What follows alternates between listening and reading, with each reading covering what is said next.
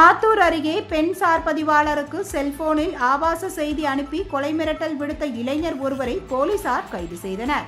சேலம் மாவட்டம் ஆத்தூர் நகராட்சிக்குட்பட்ட நியூ காந்தி நகர் பகுதியை சேர்ந்தவர் அங்கம்மாள். இவர் சேலம் காதகாப்பாட்டியில் சார் பதிவாளராக பணியாற்றி வருகிறார். இந்நிலையில் கணவரை பிரிந்து தனியாக வாழ்ந்து வரும் அங்கம்மாளின் செல்போனிற்கு ஆபாச செய்தி ஒன்று வந்தது. இதையடுத்து அந்த செல்போன் எண்ணிற்கு தொடர்பு கொண்டு ஆபாச செய்தி அனுப்பியவரை அங்கம்மாள் கண்டித்ததாக தெரிகிறது.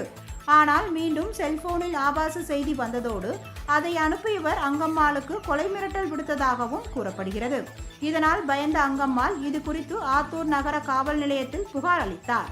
அதன் பேரில் வழக்கு பதிவு செய்த போலீசார் ஆபாச செய்தி வந்த செல்போன் நம்பரை வைத்து நாசிங்கபுரம் தெற்கு தில்லைநகர் பகுதியை சேர்ந்த கலைமணியன் மகன் ரூபன் என்ற இளைஞரை போலீசார் கைது செய்து சிறையில் அடைத்தனர்.